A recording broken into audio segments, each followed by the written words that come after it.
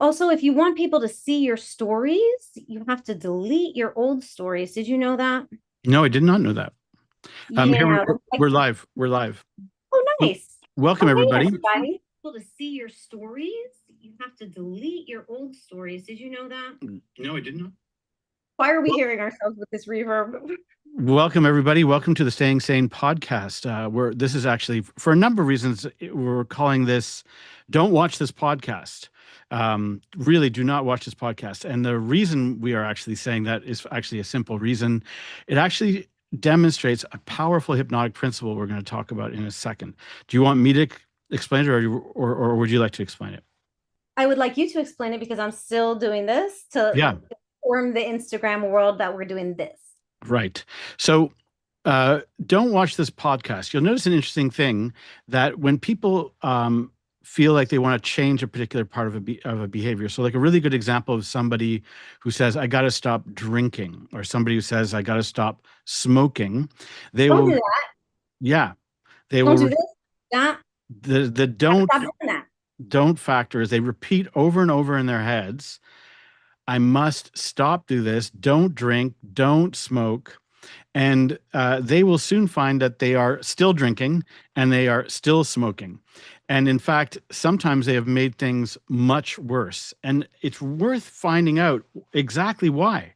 Why does it make things worse? Because you would think if I put all this energy, willpower, force into not smoking, not drinking, not doing that habit that I really don't want to do, that would make a big difference.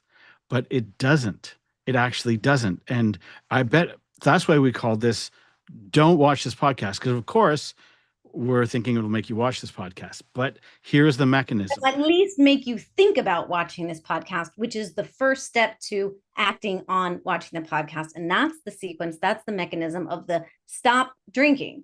Okay, I get it. I'm supposed to stop doing. What am I supposed to stop doing? Let me pull from my mind all the references I have about what the drinking is. What am I supposed to stop doing? I have to know what it is to know that I'm supposed to not do it. Now I've just activated it in my mind. It is so present for me. And the stop, it's like, what? I forgot all about that. I'm in the world of drinking already. Now, how close am I to taking that action?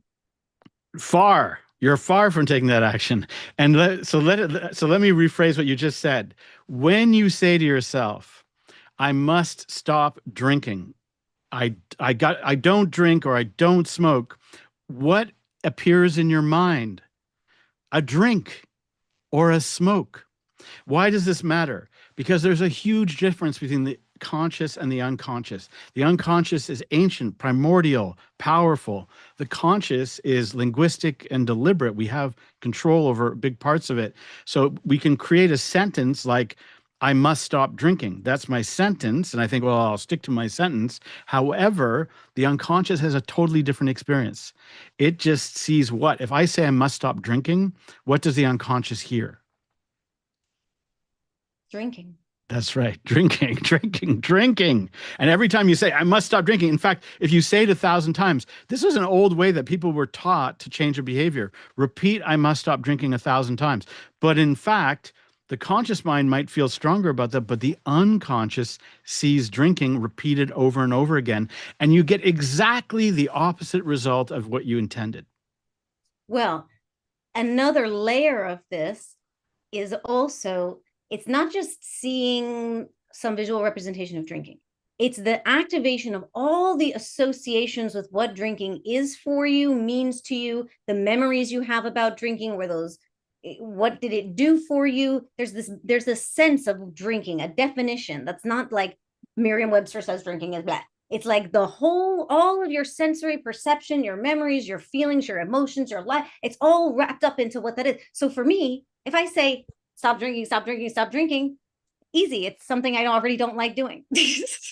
But for somebody who says, I got to stop drinking, but what they mean is, I got to stop doing that thing I love doing. In the places I love going, in the feelings I love having. That's right. That they're actually revivifying all the memories. And let me explain. We're not making fun of people for doing this. I think we've all been taught when something is difficult, you should fight harder. So when people are realizing I have a drinking problem, or I have a smoking problem, or I have a weight loss problem, a weight problem, they've been taught I got to go harder. I got to be more determined. But what you see how that backfires. And this is why you need hypnotists, because it is an unconscious behavior. Addiction is largely unconscious. These patterns, weight gain is often unconscious. Nobody decides, oh, I'd like to gain a lot of weight. It's usually unconscious. And so this behavior, what people don't know, is a trap. Because when you amplify your willpower, your fight to try to make a change, you actually make it harder for you. If you're using the negation form of fighting. But Which, if you take all of that energy of my willpower is so strong, and you just focus on, I love drinking water. A fresh fruit juice makes me feel so good. yeah, I love hydrating. Well, Totally. sure. I mean, if you take it that alcohol is dehydrating, but we want to just focus on the good thing with all that willpower. Now, something even deeper still, as we're peeling away the layers of this phenomena. Well, maybe it's too much of a detour. Let's focus on why the words not and don't are counterproductive. And we know this as hypnotherapists because we don't tell people what not to do. You know,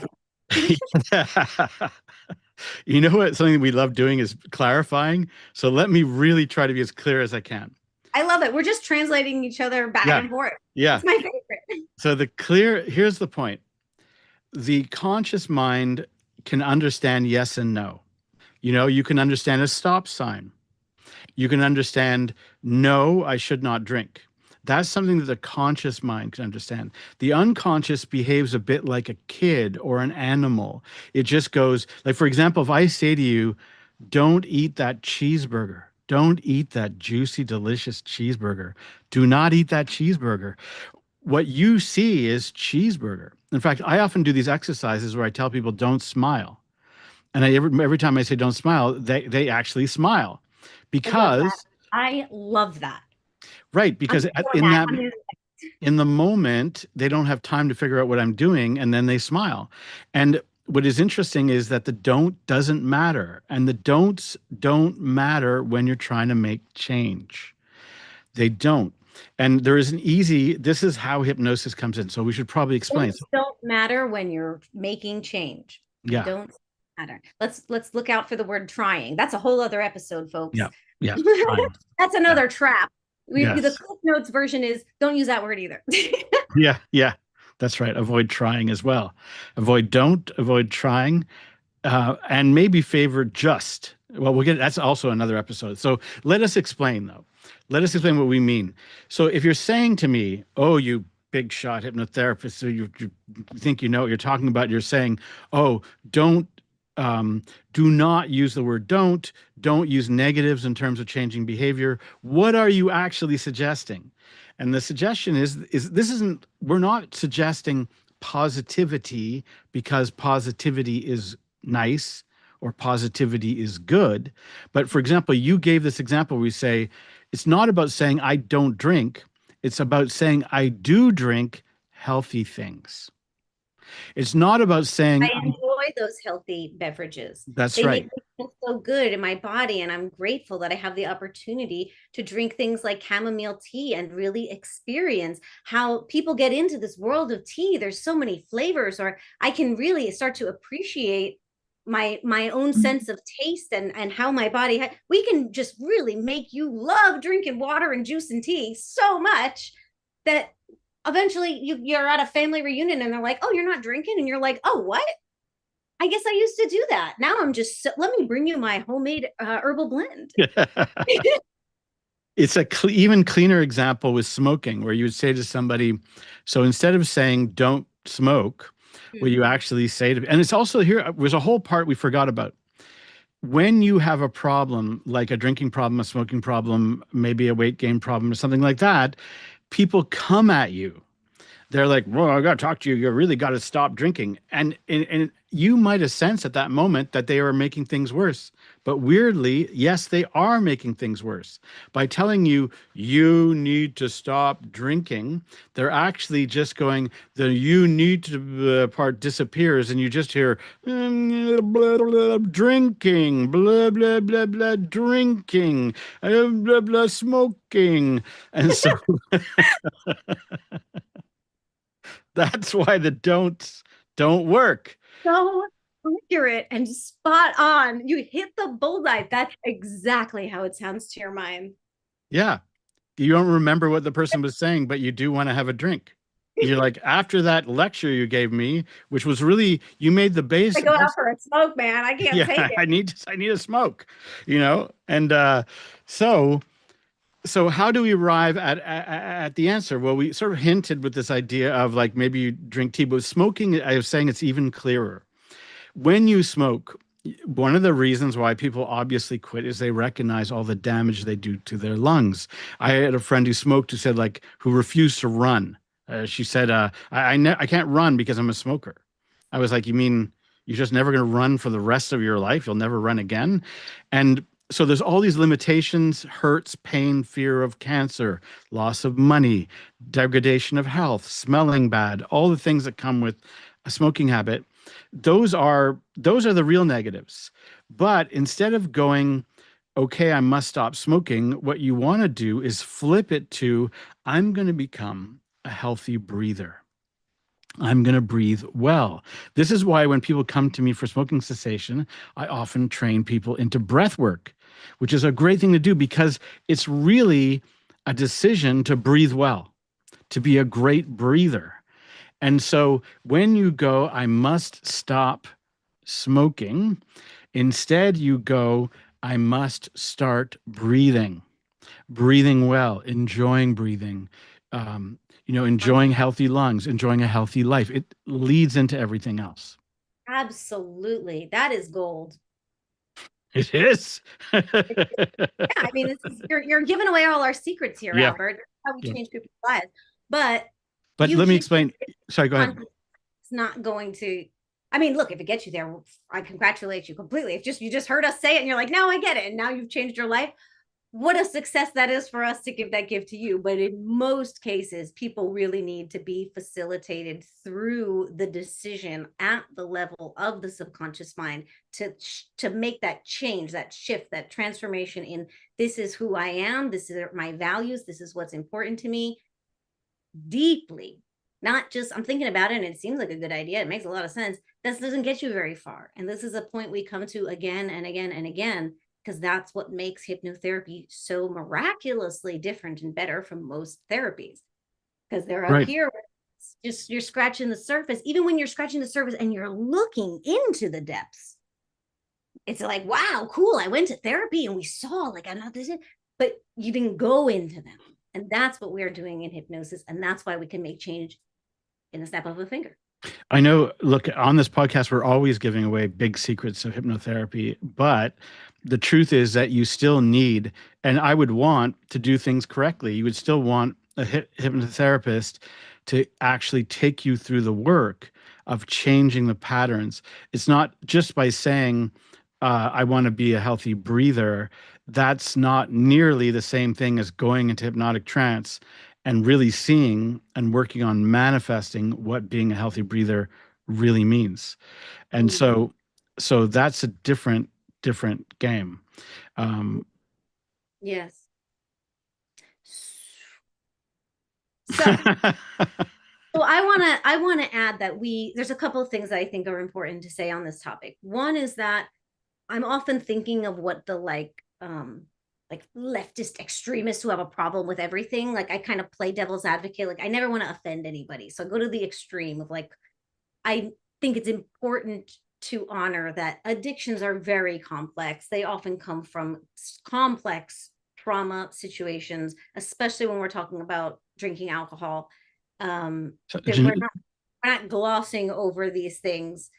And no. some people need to go into a much deeper layer of emotional work and get to that root cause that created this dependence on something and what drove you to wanting to numb you, that deserves reverence and time. And if that's what it takes to provide your healing, we would do that with love. The don't conversation that we're having doesn't just apply to habits and behaviors, like whatever the thing is that you don't want to be doing. And it also applies to every use of language that comes out of your mind or doesn't. I mean, out of your mouth or it doesn't, and just stays in your mind. We say things to ourselves like, how often do you get this, Albert, when you're doing a client pre-talk, you're meeting somebody, you're asking, you're like, all right, tell me about yourself. And they're like, well, I'm not really this, and I'm not really that. And I feel like I'm not getting this. And it's like, whoa, but what do you feel? And they're like, well, not really this or not really that. But what do you feel if you don't use the word not? How often does this come out of your mouth when you're meeting new clients? For me, it's quite common, actually. I have to specifically say, I've experienced it. Yeah. Don't use the word not. What will you say? And some people can't they're stumped. They've been thinking only in knots about everything, about reality, about themselves, about their relationships. It's not this, it's not that, it's not this, it's not that. I'm not like this. It's not what I want. It's not what I want. Blah, blah, blah, blah, blah. Well, what if you didn't use that word? And they're like, I guess I'm sad.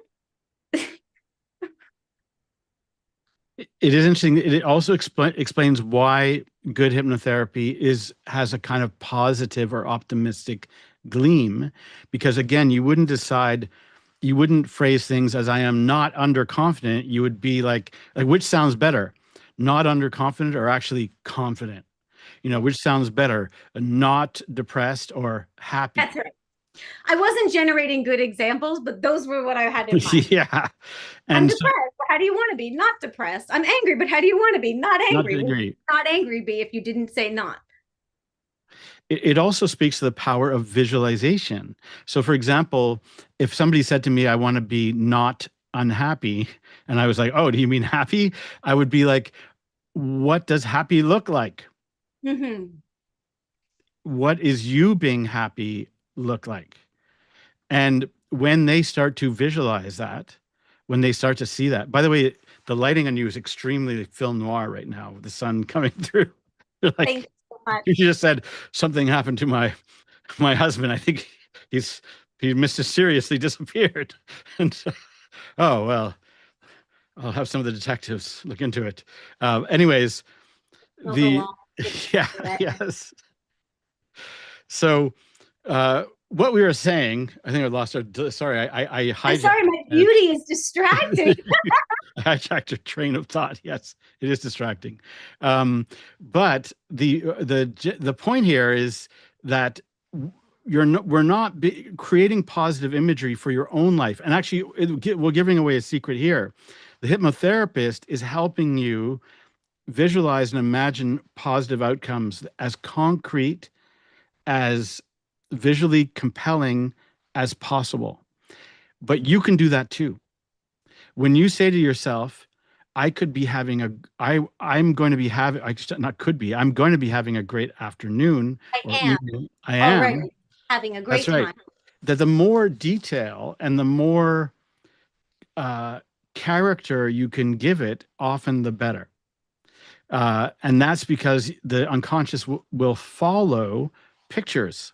It follows visualization like a path that it wants to go down. Albert, have you ever heard the phrase, you can't hit a target that you can't see?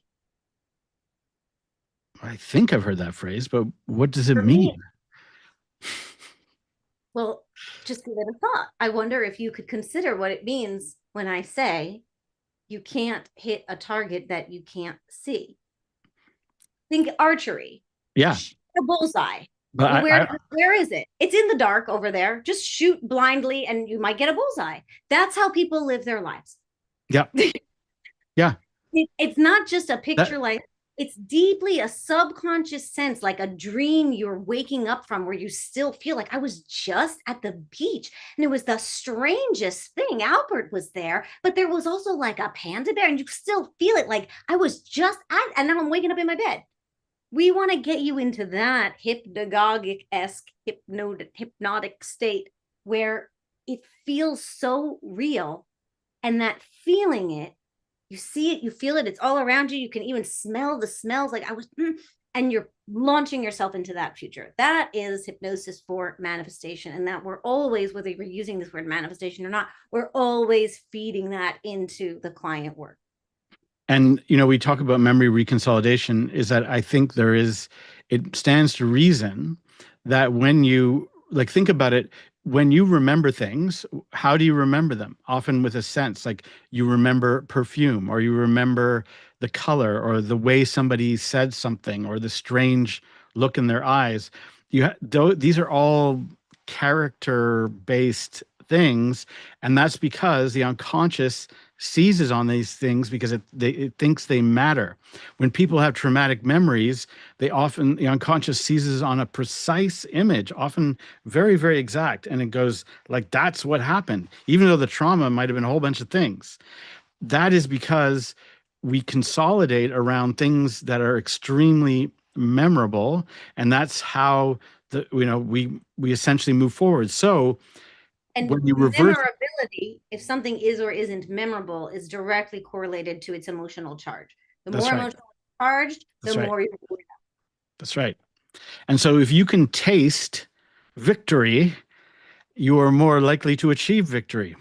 What is victory like to you? Like in hypnotherapy? And just answer me. What does victory taste like?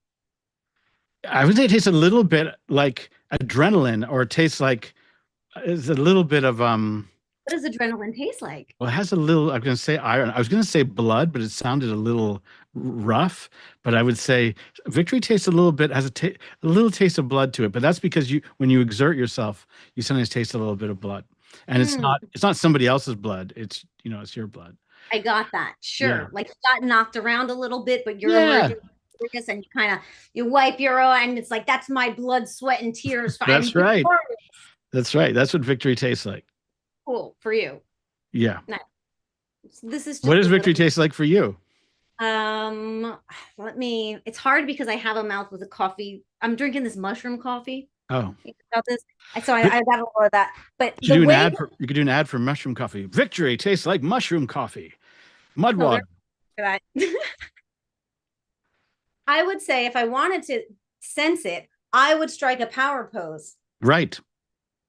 And now I can access, I'm moving my body into the state that says I am victorious, and closing my eyes down and just giving some thought to it, opening my imagination, allowing something to emerge. And when you ask me again, I will feel into my mouth and I'll get a sense. So for me, you're guiding me. By the way, I have, so in that pose, what do you feel when you feel yourself? So one of the key things is expansiveness. You are taking up space. You belong here. You're standing tall. You are breathing in. You are in this world. You love being on this planet. You have this amazing life. You are you. No one else is you. And that is victory. Victory, victory. And I should explain, I made a whole documentary about this. The victory pose is a universal pose. It is part of deep human instinct. All human beings know this pose. No matter what culture or civilization you come from, it is part of us. Everybody does it, soccer games, hockey games, football games, just when they're happy. And you know what the dilemma is? My arms like this, Albert. Yeah, but I think the victory pose does not last forever. So you can drop your arms and just feel good and sort of go into, yeah. But now you can also do the Wonder Woman, which is also a kind of hands on the hips, which is a secondary kind of victory. I will demonstrate a little detour into body language. Yeah. Is this right? Yeah, that's super. It's also something Superman or Wonder Woman. And that also gives you more confidence. There is a controversial study that just holding that pose increases your testosterone levels temporarily. That is controversial, but I think it feels like it does. Everybody who does that pose says they feel a little lilt. So for example, in trance, you might want to assume these poses. You want to do these poses. That's really good. Or visualize that you are. You don't even need to be in trance. Just close your eyes down and do it. Yeah. It'll activate it. You can do these things on your own. So what does victory taste like to me? My answer is a little provocative.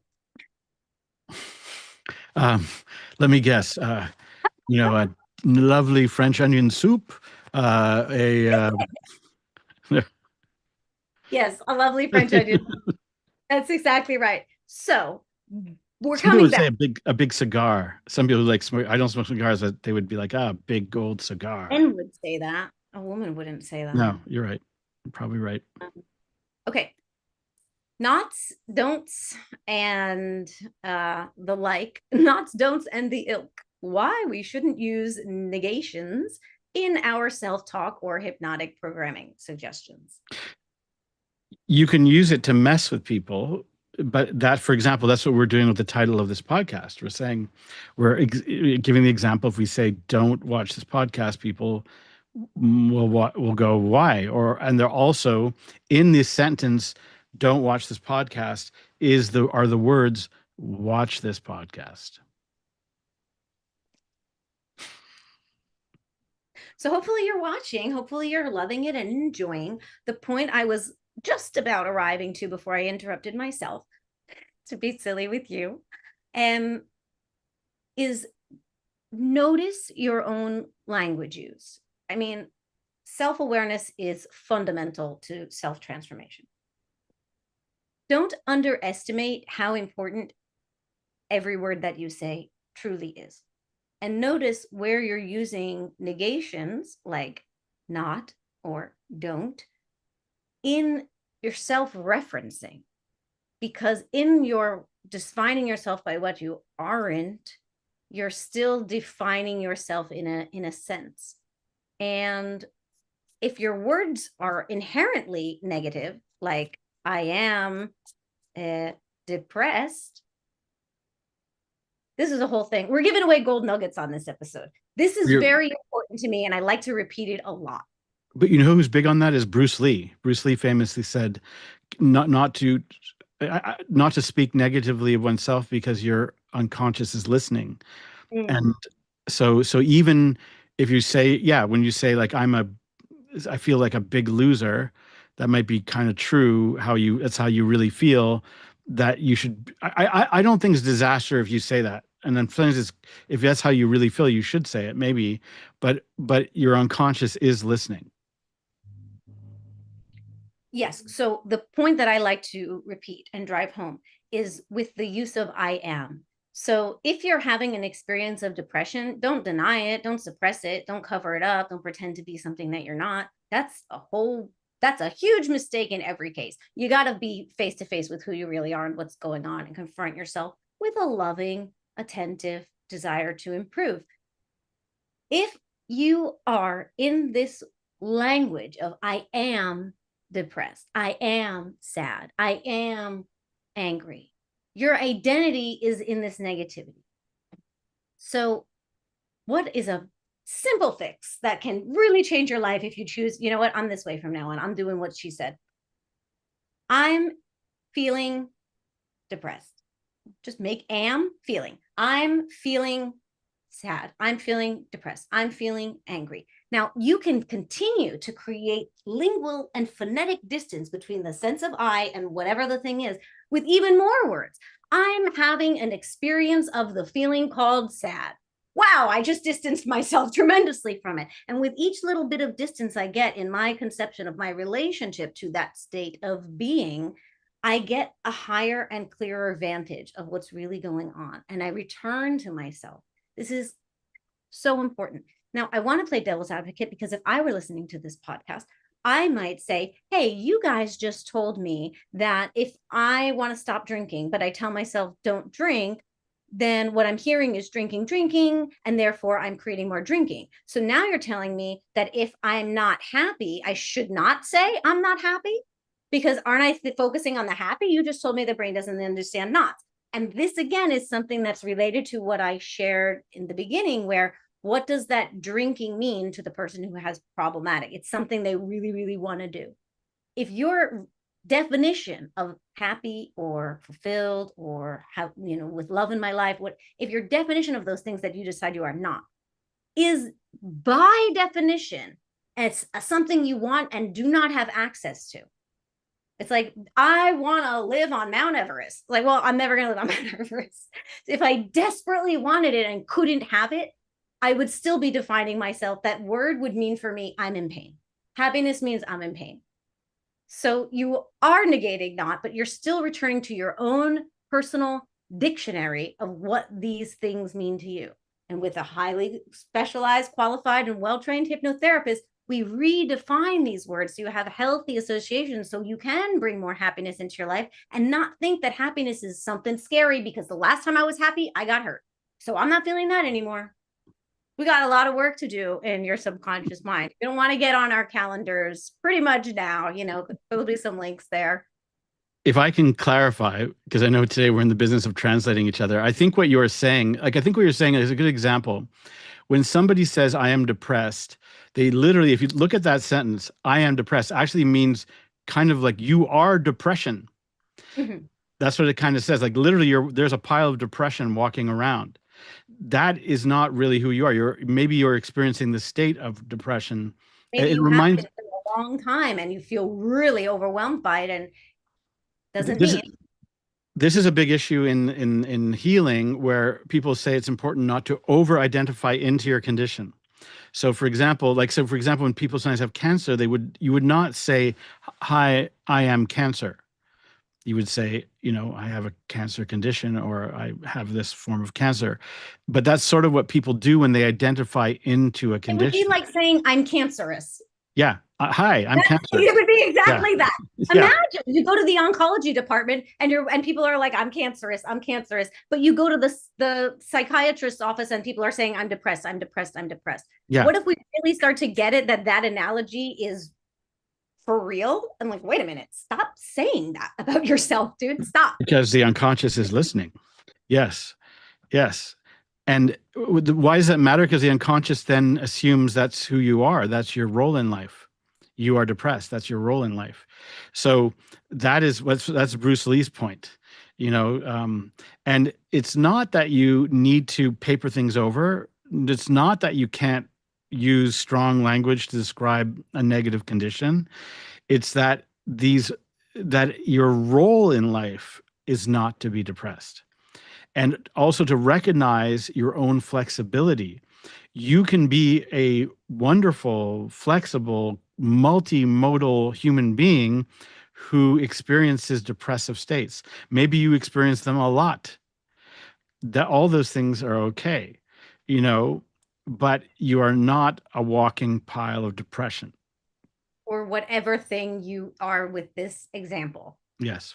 Anxious, unhappy, I'm never going to find a partner, whatever that thing is. Remember who you truly are. And even that question immediately, hopefully, tips your attention towards the spiritual realm. It's funny, I heard you say, I'm never going to find a partner. And I was thinking about this interesting phenomena. One thing I have encountered in this particular kind of work is I think there's a part of our brain, there should be research on this. I don't think there's any research on it, but it is intriguing, that I call worst case scenario brain. You have a little part of your brain that goes, and probably for good reason. Like if you were in the jungle and you heard a sound, there's a part of your brain, if you thought, well, maybe that's a little squirrel having fun, it's probably better that you thought, oh no, that's a big tiger that might tear me to bits. Worst case scenario. Mm-hmm. Your brain is showing you that so that you take evasive action. Mm-hmm. But people do this all the time, which is that their worst case scenario brain goes, oh no, that last date did not go well. I will never find love. I am going to be alone for the rest of my life. And remember, your unconscious is listening. So you just said, oh, I'm going to be alone for the rest of my life. The unconscious will go, okay, well, I'll make plans for that. I'll adapt to that, and I'll help you make that arrangement of being alone for the rest of your life. Instead of, that was a bad date. Or even making the case, like, I feel like there's days like this where I feel like it's never going to work out for me. But it's important not to indulge worst case scenario brain. This is my personal take. And in fact, seeing if you can shrink worst case scenario brain, because worst case scenario brain is a jungle adaptation. It comes from a time where And I think it's reflected by, this is going to sound really strange, but it's reflected by automobiles. So I'll explain very quickly. In the jungle, there were predators. Like, you would go into the jungle and there were predators that could be there and they would just eat you or just kill you. And that was it. There was no middle ground. Either they got you or they didn't. Right. So Yeah. that's bad. And same thing as if you get run over by a car or if you get in a car crash, it's sort of a similar thing where I know that you can survive car crashes, but that there's a kind of apocalyptic quality for the person. And it creates a confusion that there are a lot of threats out there that are like a tiger, when in fact, most of the threats that you experience, think about it, they are little and they are subtle and they're not such a big deal. Like traffic ticket, fine, uh, you know, letter from the government that's stressful. I would go more deeply than that and say in interpersonal relationships, Right, that real right. danger is that offhanded comment. What did he mean by that? That That's was so right. say. Did he And try to make me feel like he didn't? Do I look? Am I gaining weight? Am I? What did he? What? and the fact that you're gaining weight Fucking means tiger. that you don't have the right to Steal your exist. life away. That's the important thing to realize. We're not enough attuned to the subtle things that are warning you will throw your life away if you go in this direction with that person, that job, that That's opportunity, right. that's a trap. You need to be discerning enough. And this is again where we're looking for language use. That's So right. That's speaking, right. we And began I with, hey, go watch this, don't use negations, avoid don'ts and nots if you're truly looking to transform your behavior. And that became, let's talk about the precision of language as a general topic. And here we are. Go ahead. if I can translate, what we're basically saying is that when that person said to you, "Oh, you look fat in that dress," you took that as a death threat because that's the way your brain works, meaning they're saying something that you read is so terrible and all your focus is like you're going to be thinking about it all night. Oh my Got me God. backwards. You got me backwards. Oh, Even if you're thinking, if you think that this is what you just said, the jungle adaptation says it might be a little squirrel just looking around for acorns, but you see that rustling and it's like, whoa, it could be, I gotta get out of here. worst We case scenario brain. we need worst case scenario brain for those subtleties that aren't related Yes, to jungle lifestyle. They're related to 2025 civilization and how society interacts with each other. The real threats to your survival, not just survival, the threats to you thriving, having a happy life, feeling fulfilled. They're not rustling grass anymore. It's offhanded comments and weird little things that are telling you, but it's so easy to just brush them off. We need to apply that worst case scenario. Like, you know what? That guy called me a bitch one time. That's basically like getting eaten by a tiger. You're done. You called me it once, you're going to call me it again. We will never speak again. People need to be this rigid with their boundaries. okay, I think what you're saying, again, to translate, because we kind of got our wires crossed there, is that there are things that you perceive as worst case scenarios. That my point is somebody saying that you look fat in that dress is that you perceive that as a worst case scenario when it's not. It's like it's an insulting comment that maybe is upsetting, but and then you go sleep, you go think about it for 4 or 5 hours. That's because worst case scenario brain is active and telling you to worry about it. But as opposed to like climate change, which you don't have a worst case scenario brain for, which you're not worried about, or the fact that you smoke, or the fact that you have metabolic syndrome and you're not doing anything about it because you don't have an instinct to get all upset about. And so our point is, because our metaphors can get kind of mixed up here, but our point We're is that worst case scenario brain gets you into trouble because it makes you focus often on the wrong thing. And you put all this energy again into I spent 5 hours thinking about that remark somebody made when I'm not, going to the gym or I'm not watching what I eat. And so that's the key issue to me. I think that's what you were saying too, I think. No, it's not what I was saying. Oh, I'm okay. thinking I'm thinking of um the parable of the elephant, where there are three blind men who encounter an elephant, and they know nothing about an elephant. They've never seen one, never heard of it, don't know what it is. One of the blind men touches the leg of the elephant and he says, Yes. oh, an elephant is like a whatever pillar. And another blind man, well, he approached the elephant from behind and he touched the tail and he said, oh, an elephant, it's something like a rope. And the third one touched the tusk and said, oh, it's like a big tooth. They're all right because they're seeing one thing that is a complexity, which is what we're talking about. I'm over here at the tusk, you're over there at the tail, and we're speaking about you can't have bite-sized understandings of complex topics. You gotta keep thinking about it, looking at it, and allowing the mind to make those connections of how is this thing all knitted up into what ends up being my mind. Yes. But I think also your point is when a threat is a threat, you should, like, this is a confusing thing. You don't look at that cheeseburger as a threat to your life, but it might be, right? Exactly. You don't look at, and you mentioned that comment of a guy calling you a name. And I think as you're making a kind of interesting, subtle point, like women or people that are vulnerable would know that that might be a red flag that could lead to something really serious. But you have to have that knowledge, I think, or you have to have that instinct, and not everybody does. So, so, but I think this point is that where we started was that worst case scenario brain can get you into trouble because it can be triggered at the wrong times, and it can make you think that something is a worst case scenario when it's not.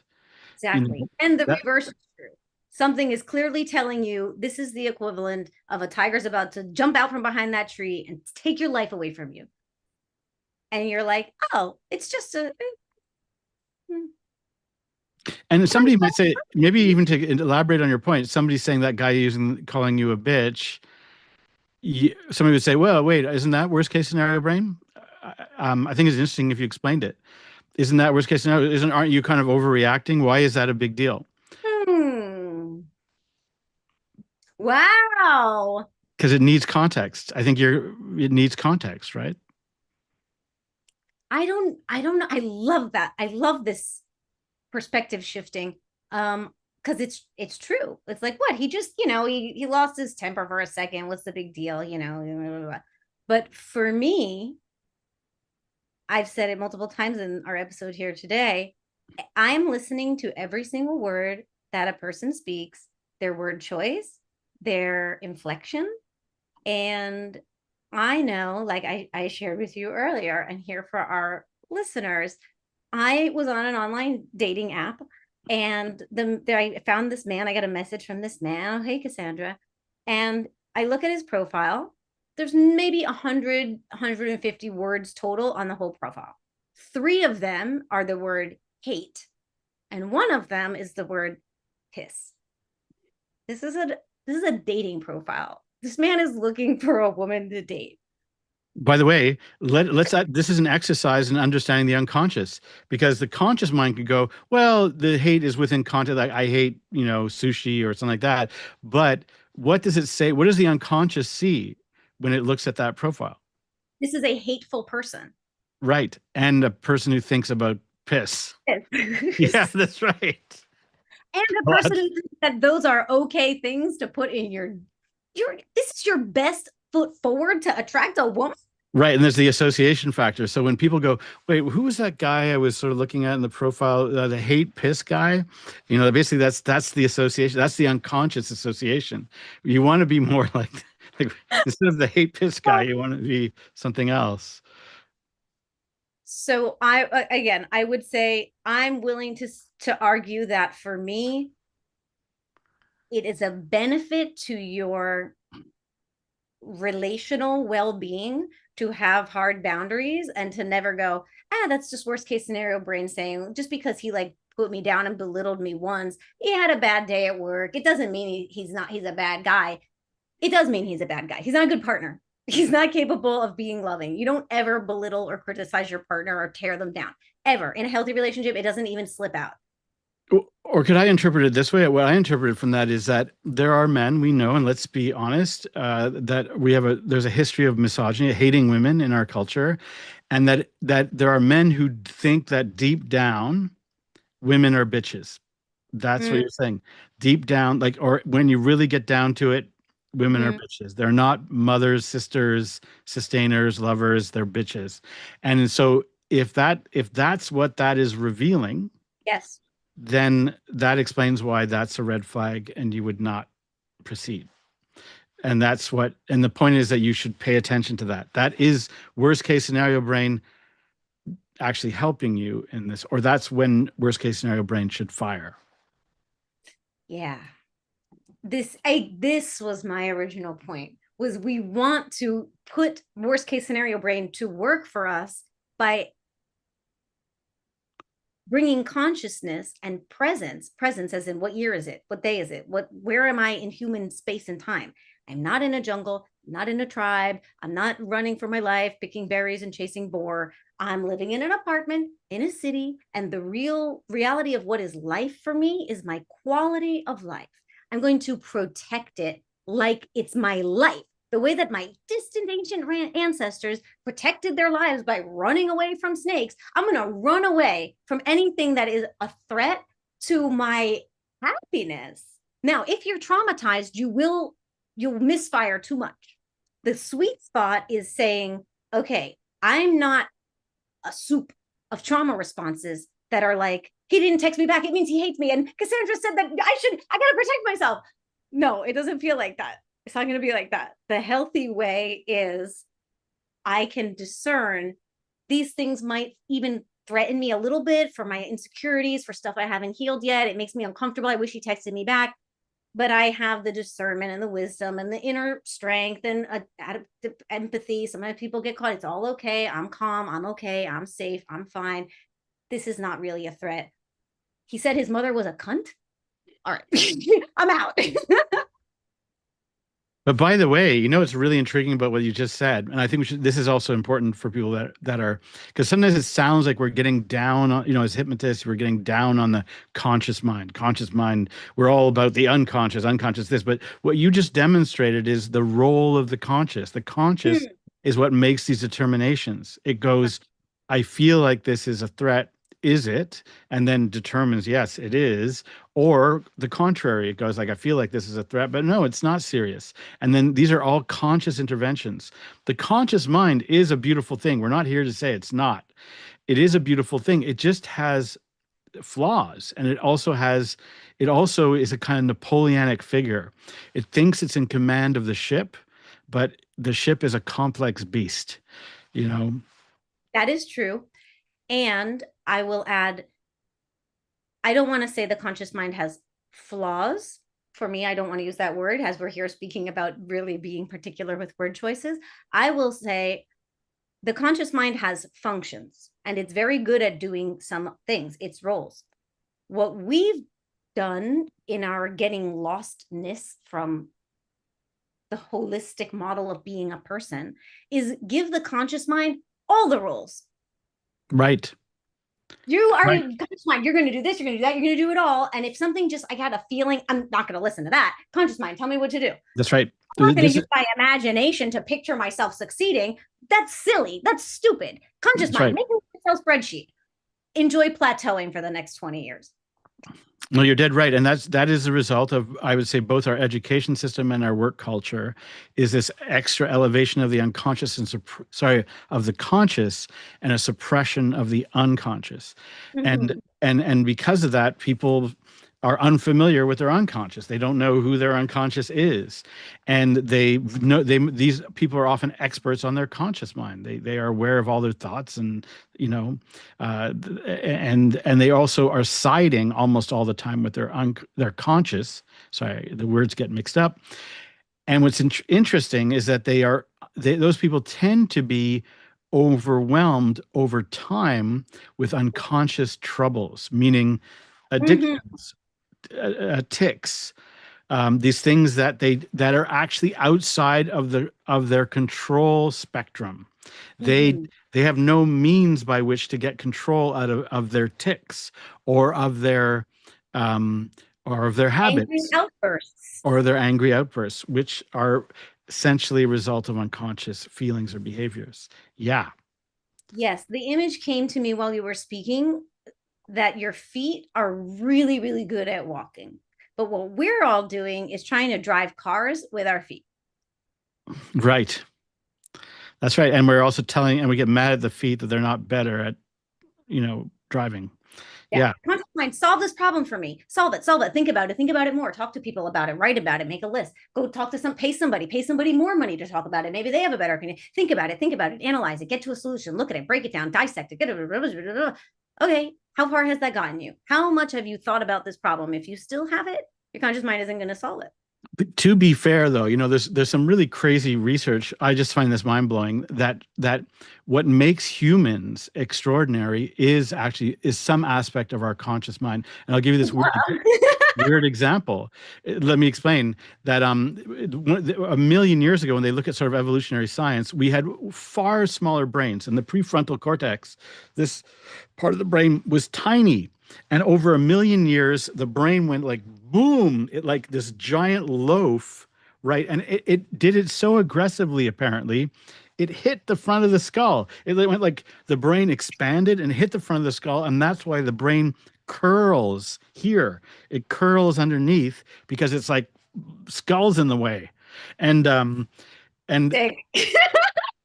don't quote me on this. It's just very intriguing, though, but that there has been brain scans done of this part of the brain. And so there's like the weird curly Q that's there, and it has a formal name. And so these neuroscientists I talked to, and I asked them, like, what's going on? Because they actually did scans of people watching music videos, and they would look at brain activation, and they said that they think this part of the brain has a lot of relationship to having fun. And it shows that fun is a more recent part of brain evolution, or some forms of high-level fun are a form of recent brain evolution. Absolutely. How rare is it to see an animal playing? Sometimes we do, or we see videos online, and it's like the bear is just like rolling around in the wildflowers because it's happy, it's having fun. But it's like remarkable because you don't just walk around and see birds just like, I'm flying. They're just, I'm going to work.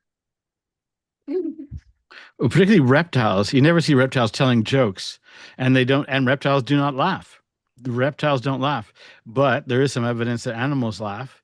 And it is a very, very, it is an interesting thing. There's a guy who wrote a book, a Dutch philosopher who wrote a book about, and this is, I don't know if this is a story I tell, but it's an interesting story, that there's something really bizarre about dog behavior. Let me explain it very simply. Dogs are playful until they die. So dogs live roughly 10 to 20 years, and they will play right until they die. But wolves, which is the same species, Canis lupus, are not. They're very playful when they're young. As soon as they mature, they stop being very serious. Older wolves, they do play a bit, but not very much. So this guy looked at this and said, how do you explain that dogs are so playful? And the explanation is kind of obvious, that they were heavily influenced by another animal that must be extreme. Yeah, you, humans. That's right. And the reason why dogs are so playful is that they are really the product of their joint kind of horsing around with humans, and that we are an extremely playful animal. We're a very playful and fun-loving animal, though we don't live that way lately.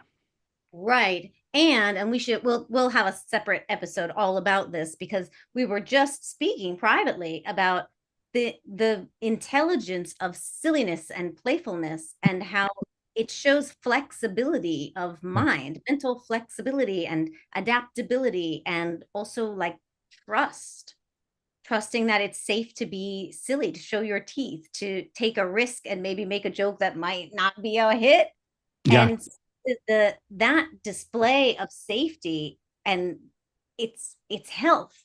When you feel safe in the world, that's peace. That's health. Peace is health. And silliness is an expression of confidence, but not just confidence in myself, comfort with the people around me to be myself in a silly way. It's true. Anybody who plays sports also knows that even at any level, even if you play the most amateur of sports, that feeling of being in the team and the team enjoying each other's company is one of the best feelings, a feeling of belonging and feeling safe and feeling good. That our play behaviors, I don't know how we got onto this, but our play behaviors are key to us. I think we were talking before we started this podcast about that hypnotherapy should be fun. Not all the time. Not all hypnotherapy is fun. When you're dealing with serious things, it is not necessarily fun. It should take people's problems seriously, but that you are aiming for joy and playfulness and happiness. That, of course, is we should never lose sight that that is the goal. Yes, to enjoy your life more than you currently are. That is Yeah. the goal. Whatever that looks like for you, enjoyment tends to be universal, where for all humans, it looks like this. Yeah, that's what it looks like. You're living your life like, Yeah. you're not enjoying your life. It's just look at your face and you'll know if you're enjoying your life or not. And how much? You want to enjoy it more? All right, let's work on that. What does it mean? We'll figure it out. I think it's been always a pleasure and just a joy to talk with you, Albert, here on the Staying Sane podcast. As you know, I'm on a plane in a few hours. Oh, that's right. You're flying. We should explain what you're doing. You're flying to Tulum to perform in a tango show in Tulum, Mexico. Is this an open event that people could attend? No, it's actually a Oh, private event where this hotel that's in development is having a party for their investors. And so we are the entertainment, and it's a very, very high level, very elegant soiree sort of event. soiree. And we're doing like an immersive theater. So it's not like we'll be on stage, we'll be dancing among the people and dancing together and embodying characters. It should be fun. It should be. I will make it so. I choose that it is fun, and I will make it so no matter what. All right. So, yeah, you're playing. So we should just explain today the reason why we called this podcast today. Don't watch this podcast is simply because of this phenomena. The unconscious mind does not understand don't. So it just hears watch this podcast, and that also is the way it works with habits and patterns and behavior.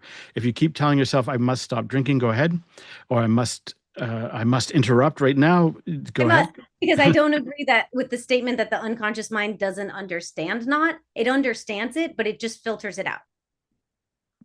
I would say, yeah, maybe it does understand it, but the explanation of the unconscious mind is very old, and it existed before there were street signs. It existed before there was language. So that's why it just understands things like hamburger. That's good. It doesn't understand don't eat the hamburger. It just sees the hamburger. Right. And I think it's just too reductionistic to say, well, your mind doesn't even understand the word don't. It does, but it's what that word means is like so small compared to what else your mind does with what follows it that it's basically irrelevant. And I think our point that we explained before was that this is why you need a positive self-suggestion, or this is why you need positive hypnotherapeutic work to take you out of the negative scenario. So instead of your life being I'm the guy who doesn't drink, you're the guy who is sober. You're the guy who drinks water and fruit juice, or happy sober guy. Yeah, instead of being the person who smokes, you're the person who breathes well and does breath work and is healthy with their lungs and enjoys a healthy life.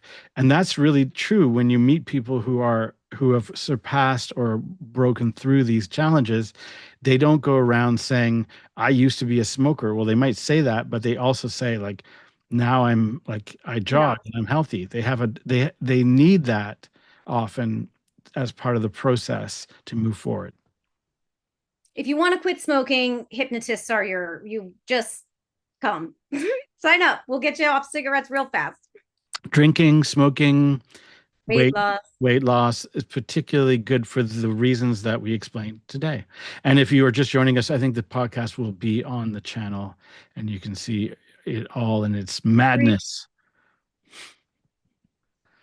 Thanks for joining us on the Staying Sane podcast. We'll be back next week with another riveting conversation about the subconscious, unconscious, and in your conscious mind, how they interplay and how you can use these gifts to stay sane in a crazy world. Well said. Have a safe flight and a wonderful trip. Thank you, my friend. Bye bye.